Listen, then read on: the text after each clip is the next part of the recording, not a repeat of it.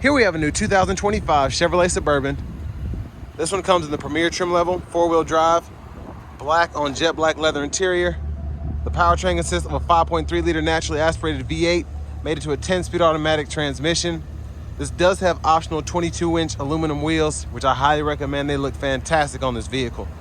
But to the front end here, we do get our LED headlamps along with our LED daytime running lights and LED fog lights, and the lights don't flash like that. That's just how my camera's picking them up. But this front fascia is absolutely beautiful. Love the chrome. It really just makes it pop. Now these are painted aluminum wheels, 22-inch. I think they call it Manusian or something like that. Again, really like that design. We get passive keyless entry, all 4 doors. Power running boards there. Power door lock controls, memory seats. We get one-touch up and down windows for the front, express down for the back, power folding side mirrors with blind spot monitors. And then right next to that button, we do have our rear window lock there. Storage, Bose sound system, electronic parking brake, lane keeping system, parking sensors, auto stop toggle, auto brake assist or auto park assist, excuse me, and then the 360 camera, traction control, 4-wheel high, and then we have 2-wheel high.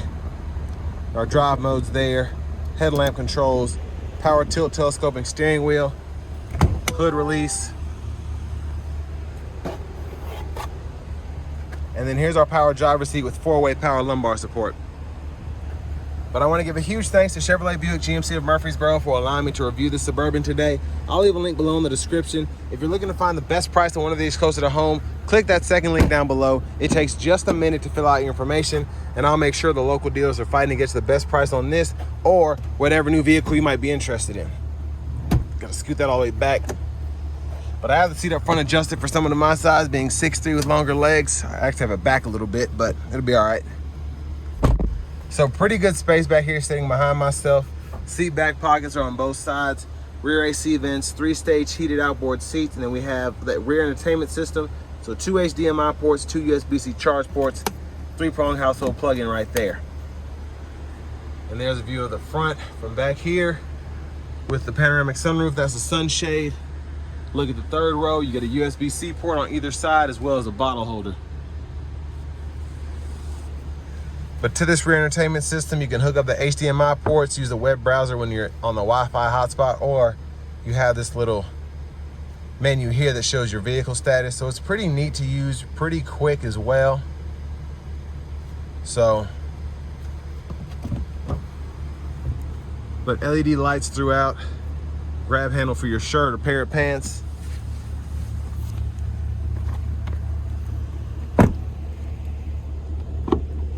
Fuel filler, and then to the back end, full LED tail lamps, quad pipe exhaust, and then the trailer hitch integrated behind that cover, and there's a spare underneath.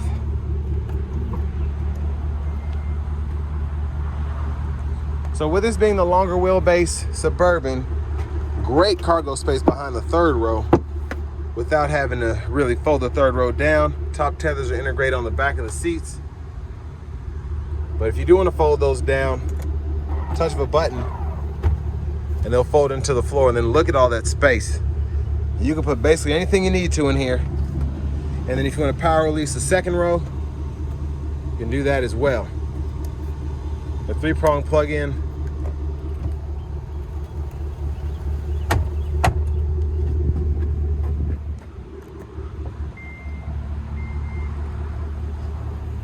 Now to the rear passenger side, you can tumble this forward, hitting that twice, or hit it once and it folds into the floor.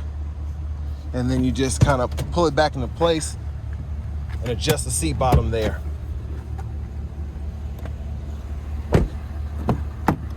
Front passenger seat power with 4-way power lumbar support as well. Love the trim, side pocket, lockable glove compartment there.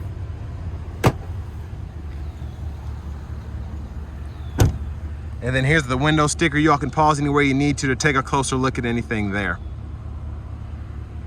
Sticker price is $89,985. Highly recommend the technology and entertainment package. It's expensive, but you get the sunroof, the rear media system, rear camera mirror, and the heads-up display, which are all pretty nice.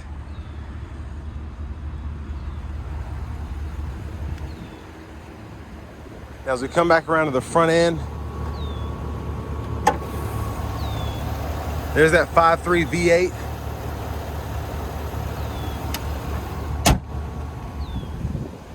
And next, just a quick look at the turn signals.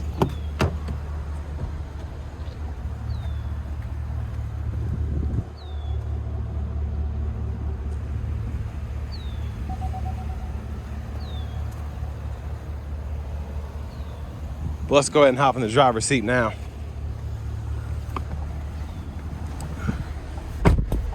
Nice leather wrap steering wheel here, and I apologize for the fan speed. Let me turn it down a little bit. But it feels good there. There's the horn.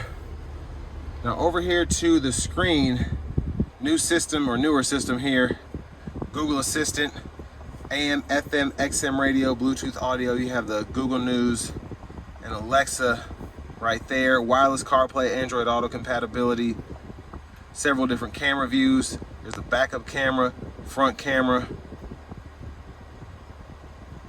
And then you have your trailering settings there. Play Store if you want to put apps on here.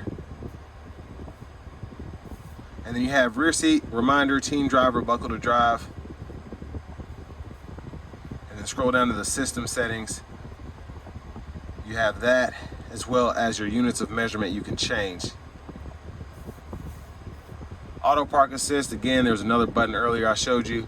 But Wi-Fi hotspot, entertainment hub, and your controls right in here. So the controls include the child safety locks, heads-up display control, the camera, and the Auto Park Assist. And then you also have your universal home remotes and your power assist step controls there. Now for the climate controls, you do get dual zone automatic, and then you can adjust that from the screen, or you have buttons and knobs down below. Hazards are also there. But you can control everything from the bottom of the screen at all times. So if you want to adjust temperature from down here, the 3-stage heated cooled seats, AC, fan speed, you can do that pretty easily. And then you have a wireless charging pad here, USB-A, USB-C port, 2 bottle holders, center console cubby space here. And then up here you have the theft sensor inclinator. You can turn that on or off. You can fold down the 3rd row, adjust the power lift gate there, and then you have your lights, LED. But slide the sunroof, tilt the sunroof. This controls the sunshade, OnStar and all that. This button here activates the hidden storage compartment. So push that towards the back of the vehicle and it will expose this hidden tray, and then you can slide that out and put some valuables there, your wallet, whatever, and then just push towards the front of the vehicle to close it up. A panoramic roof there. This is a one-touch slide. Goes all the way behind the glass. And you can close the roof and the sunshade at the same time. But there's a look at the back seat. Vanity mirror there. And then back to the steering wheel. Blinkers. Your rain sense wipers. Rear wipers. There's a fluid for the back. Front. High beams. You can flash there. And then with the shifter being on the column now, just hit the brake, pull for neutral, pulling up for reverse, pulling down for drive. While you're in drive, if you want to activate your low mode, push that there. You can use the paddle shifters behind the steering wheel to adjust that. And then press this in for park. Behind the steering wheel on the left side, we can toggle the radio station presets or your track list there. And then on the right side, we have volume up, volume down right over there. But for the adaptive cruise, you can turn that on or off and then hold the cancel button to go from adaptive to regular and vice versa. And then you can set the speed, adjust the gap for the adaptive cruise, and then you have your audio sources. So you can pull those up and adjust that. Voice recognition, Bluetooth controls. This also serves as a mute button. And then heated steering wheel toggle, and this changes the gauge cluster face right there. Heads-up display right up front there. You can see that. It's kind of hard to see in this light. Push button starts here. And then finally, here's the key fob with remote start. But next, let's go ahead and take this 2025 Chevy Suburban Premier with the 5.3 liter V8 out on the road for a test drive. So starting the test drive in the Suburban Premier here, the 6.2, just giving it regular throttle, it feels about the same as a 5.3 here, but if you floor the 6.2, you can kind of feel the power difference with that bigger displacement V8 over this one.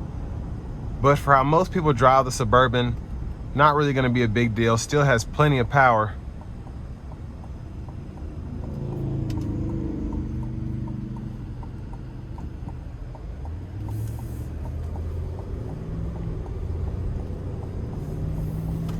And the drivability compared to the Tahoe is about the same. Now when you're parking this thing, you can feel that extra length, but for the most part, you can't really tell, and you get that added benefit of the extra cargo space.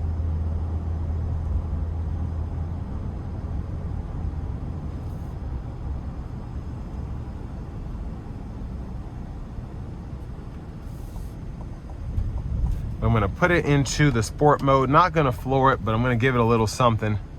Here we go.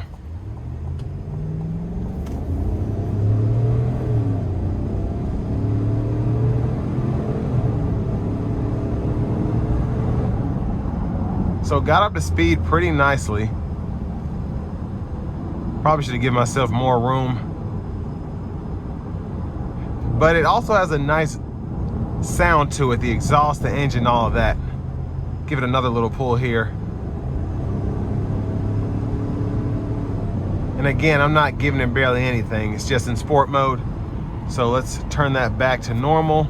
Activate the adaptive cruise.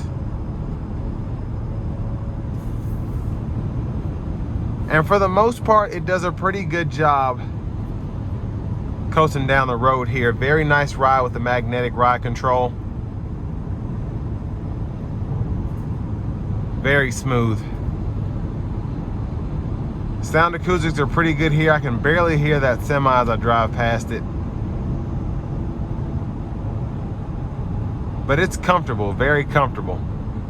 It's one of the reasons that these sell so well, just based on the wheelbase, the platform and everything. It's just a very smooth SUV. Now I do want to give one more thanks to Chevrolet Buick GMC of Murfreesboro for allowing me to review the Suburban today. I'll leave a link below in the description, but if you're looking to find the best price on one of these closer to home, click that second link down below. It takes just a minute to fill out your information, and I'll make sure the local dealers are fighting to get to the best price on this or whatever new vehicle you might be interested in. Now the Suburban is relatively expensive for a Premier. You compare this to a comparable Expedition Max, I mean, you're paying about the same money. Same thing with a Wagoneer. So, I mean, it's not necessarily out of pocket, but it isn't cheap. With that being said, I mean, I feel like I have everything I need in this personally, and this is just my preference. I like to have the lane centering, but for a lot of people in this segment, not really something that they're going to use a lot of. Adaptive cruise is more than enough. But again, for comparable vehicles with this price point, usually you can expect to have the lane centering technology.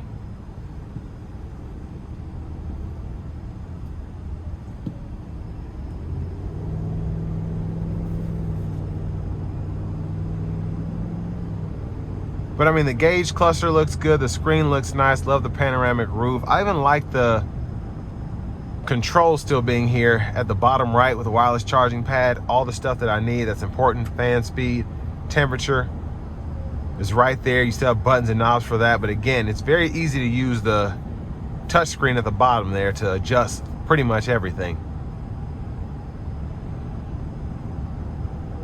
And then just putting the shifter back on the column was an interesting move, but I like it. At first I wasn't feeling it, but I've come to really like it. It's up and out of the way. It's easy to kind of get the vehicle in the gear without accidentally hitting something, whatever.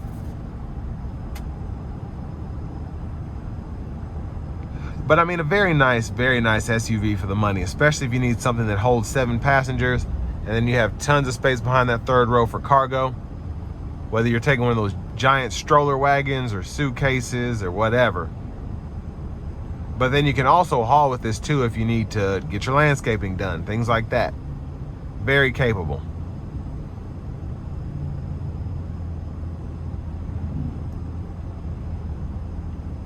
But one of the best things about it, I think, specifically with the 5.3, is you get a nice, again, sound from the engine, sound from the exhaust, but when you're just giving it light throttle, not overly intrusive at all.